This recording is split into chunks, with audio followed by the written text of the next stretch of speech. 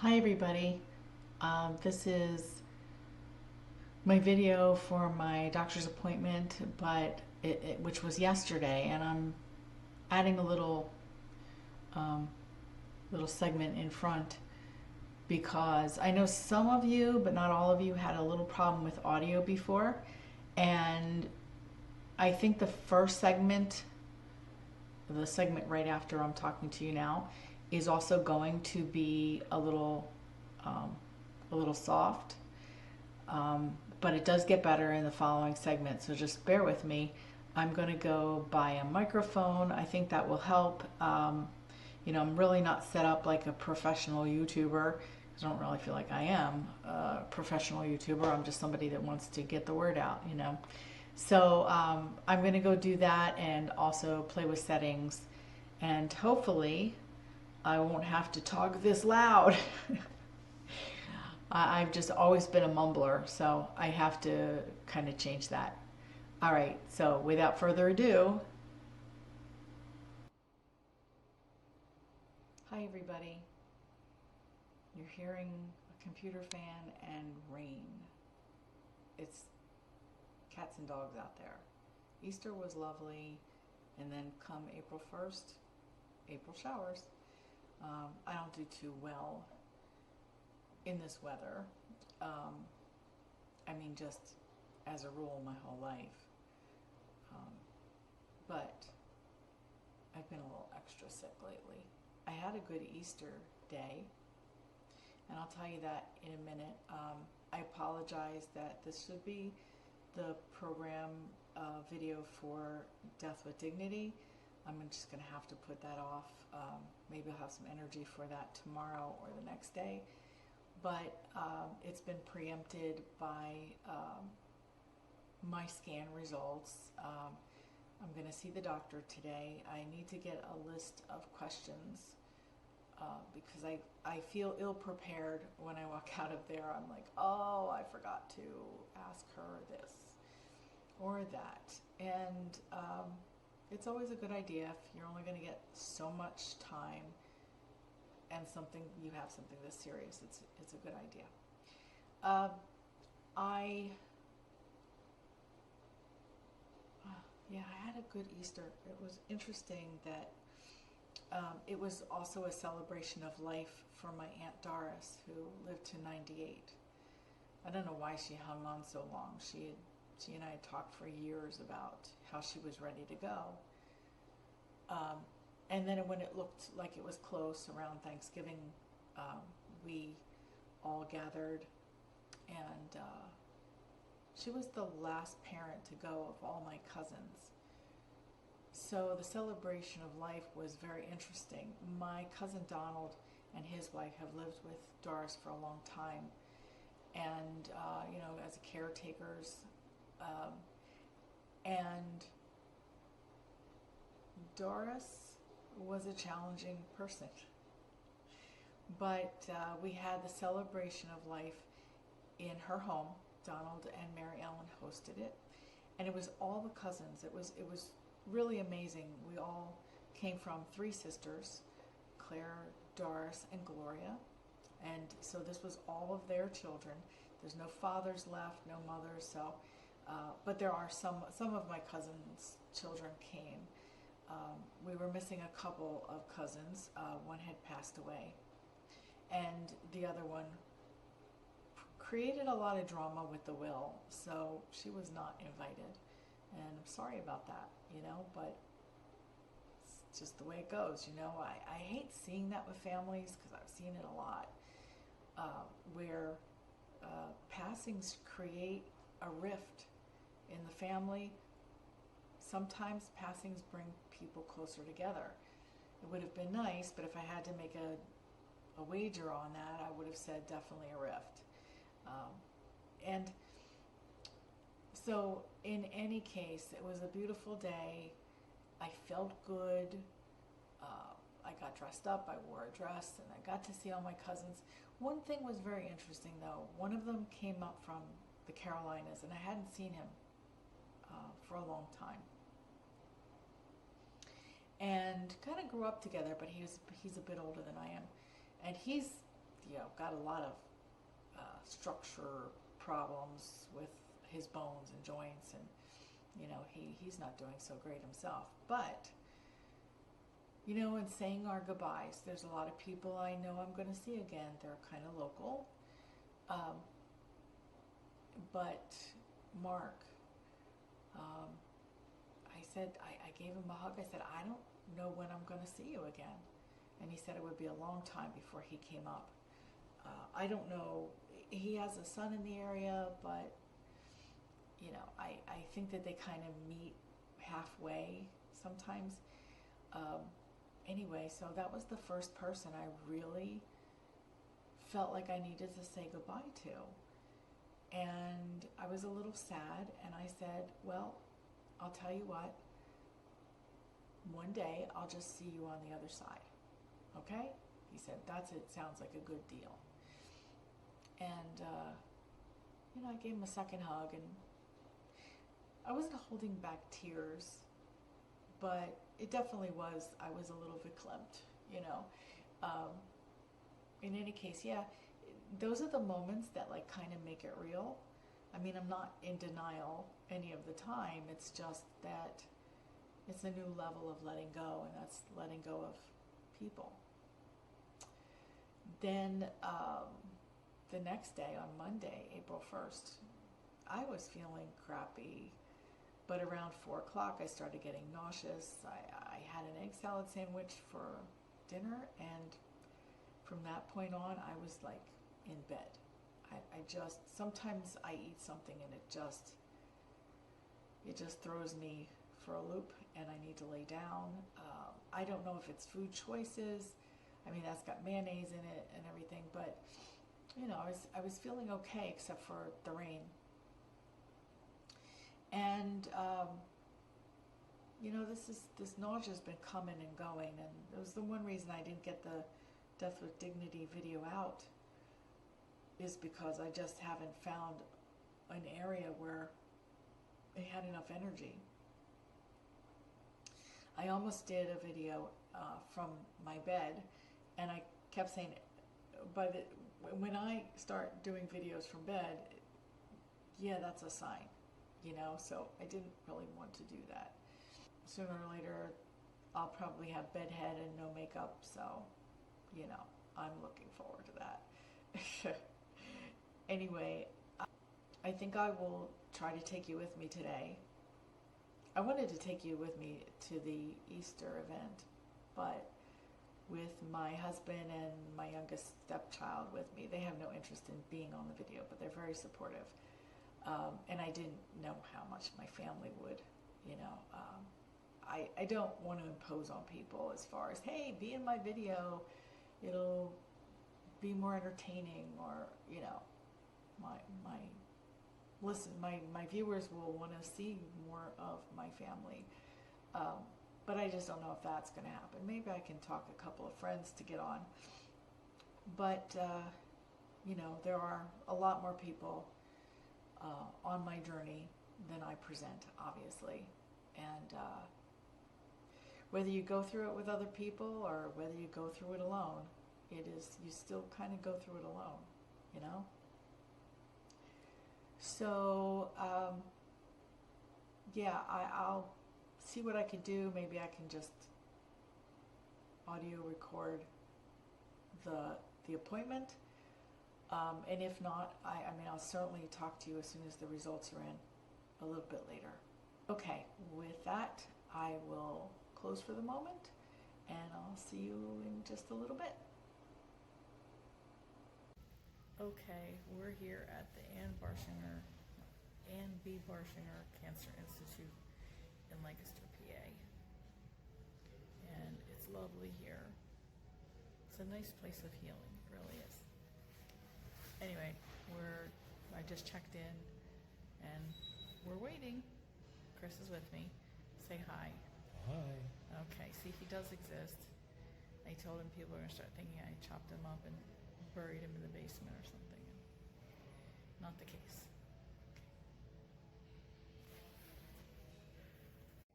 Okay, made it this far. We're in the room. Waiting. Come in.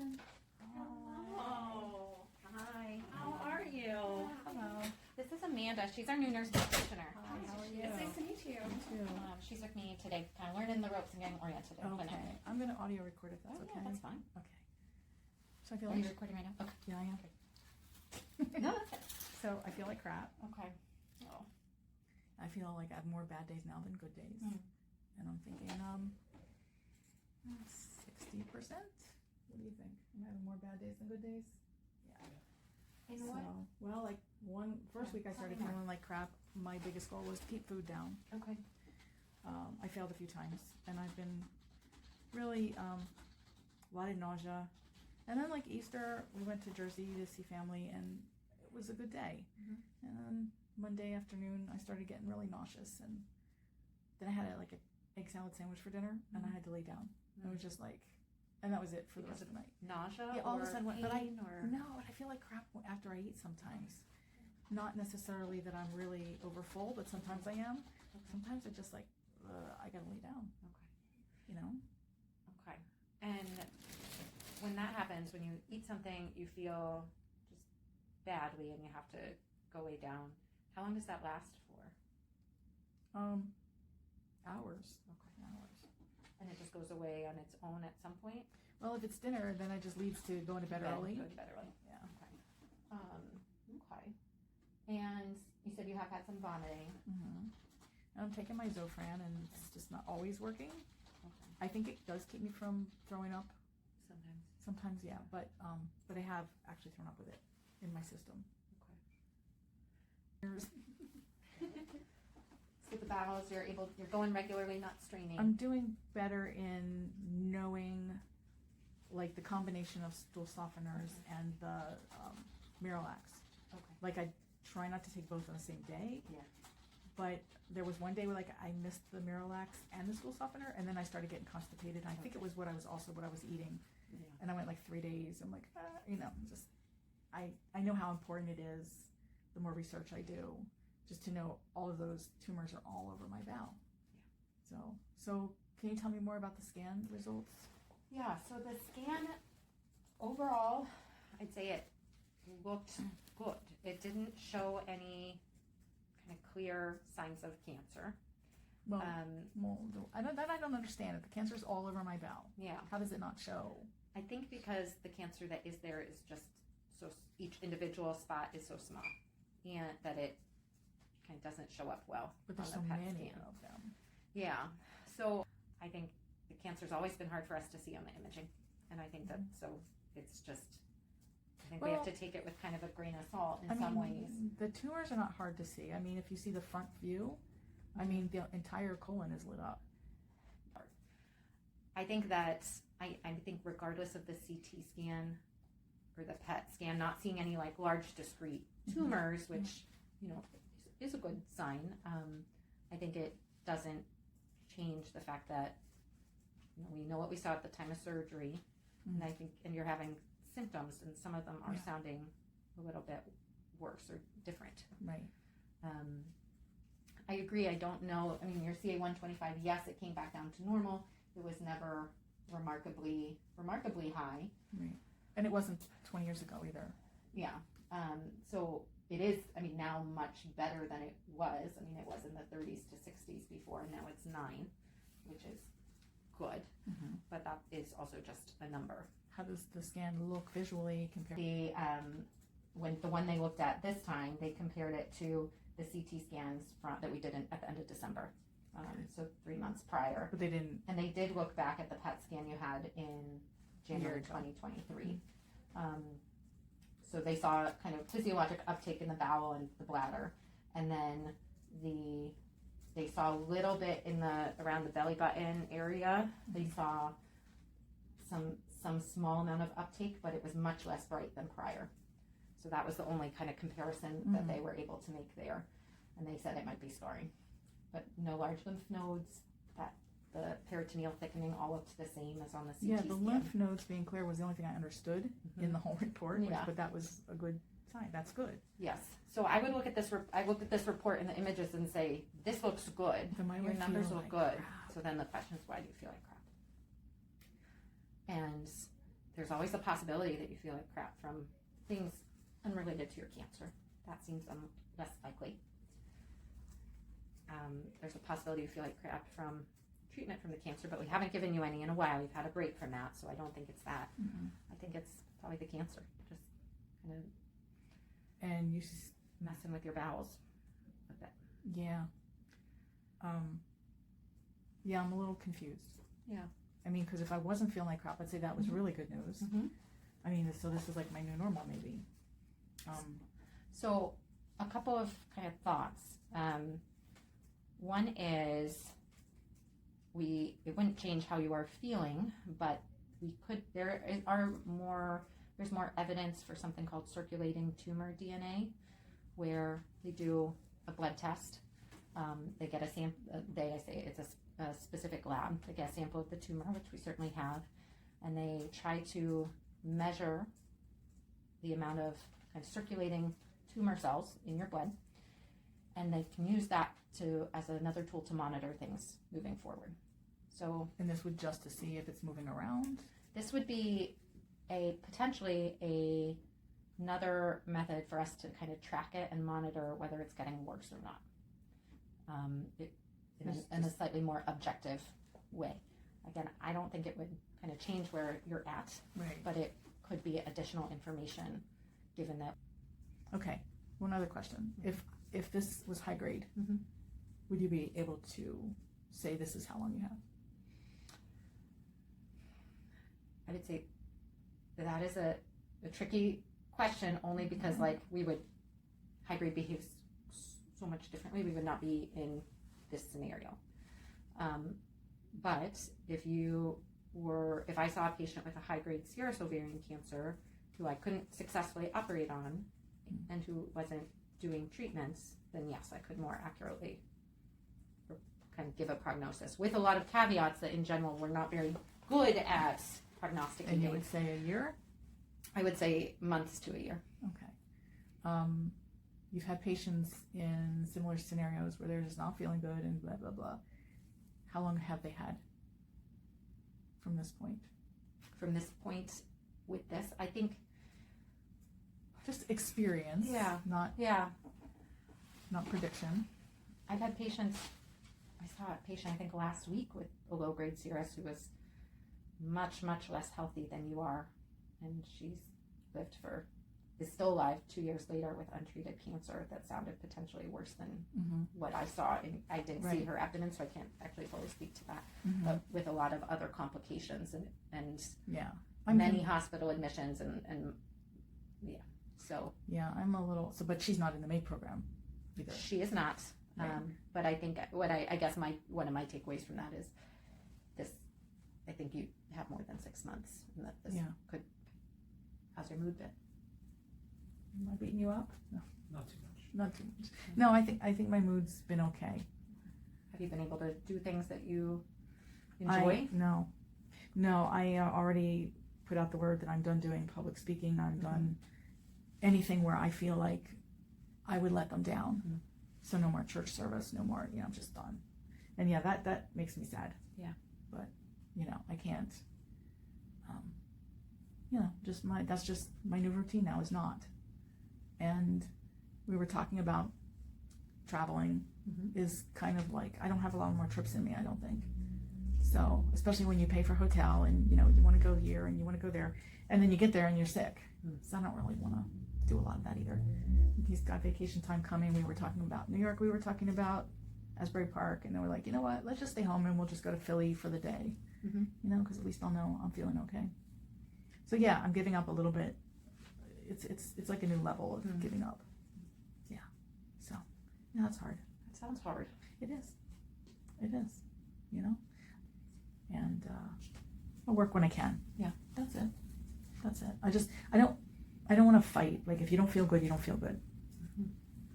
And I'm fighting a lot of things, but yeah, that's it. Are there things that are bringing you joy? Yeah, family, and staying in touch with friends. Yeah. And Facebook. your YouTube channel. My YouTube It's channel. not really new, but it's picking up a lot. Yeah, documenting the journey. Yeah. A little bit. Yeah, I mean, the first time around, I had like an online journal before they called them blogs. Oh yes. You know, and I found it on the Wayback search engine, which was Mhm. funny, because I was like, every doctor that I saw, I was their first patient of this kind. So I would just help other people. And so many people got in touch with me because their parents had it, you know, but after I got through that and everybody had died and I was just, you know, I can't. I don't know what the purpose of this was, but I got to take it down. You know, now it's like, yeah, I'm just can YouTube it, but there are days nobody hears from me because I just don't feel good. You know, anyway, that's that. So it's a lot. It sounds like you're doing a lot of Yeah.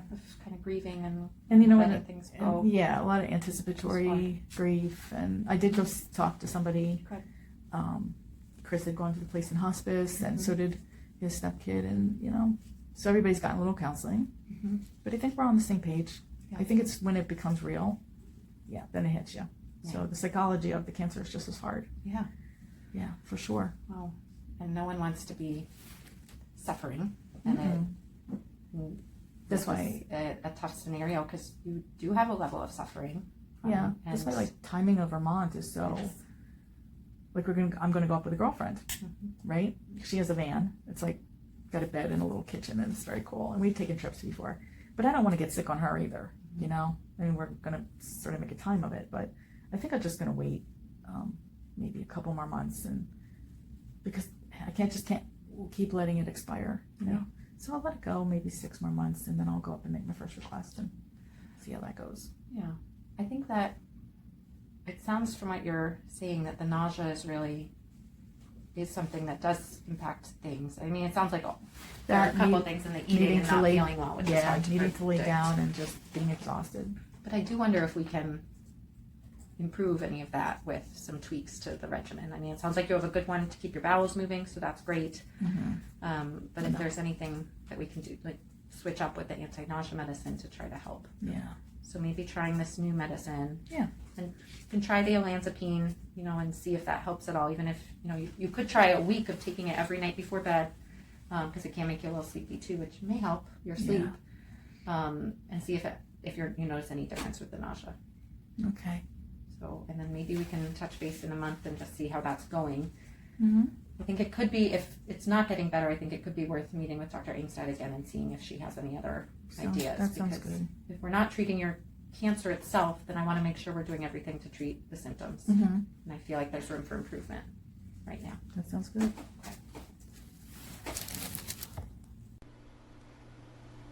Hi everybody, I'm back, and it was a very long doctor's appointment, so I didn't put it all in there, but the basic news is really good. There is no spreading at the moment, and I would like to keep it that way. We addressed maybe